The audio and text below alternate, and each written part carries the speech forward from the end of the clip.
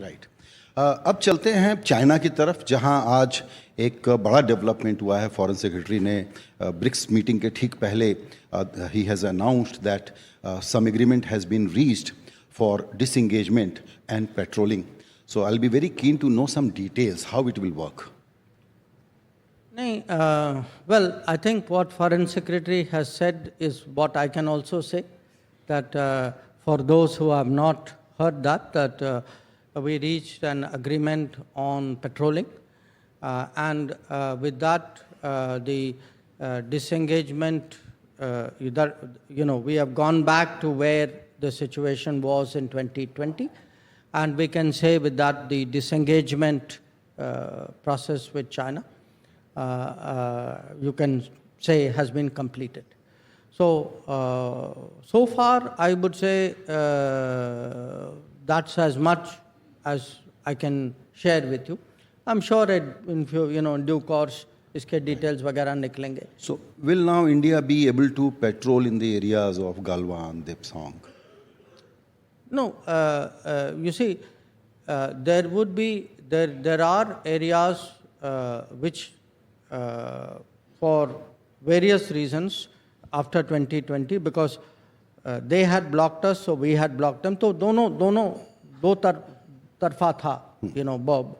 So what has happened is we have reached an understanding which will allow the patrolling. For example, you spoke about Depsang. That's not the only place. There are other places also. So I think the understanding, to my knowledge, is that we will be able to do the patrolling which we were doing in 2020. Right.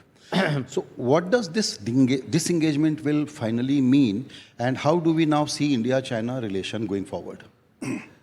I think it's a good development. It's a positive development, and I would say it's a product of very patient and very persevering diplomacy.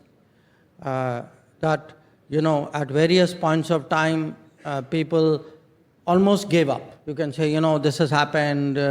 So we have always maintained that, on the one hand, we had to obviously do the counter deployments, but side by side, we have been negotiating. We've been negotiating in fact, since September of 2020, when I met my counterpart, Mr. Wangi, in Moscow at that time. So it has been a very patient process, maybe more complicated than it could and should have been, but whatever it is, the fact is, if we are able, as we now have, to reach an understanding regarding patrolling, regarding maintaining observing the sanctity of the LAC, then I think what it does is, it creates a basis that the peace and tranquility, which there should be in the border areas, which there was before 2020, hopefully we will be able to come back to that peace and tranquility.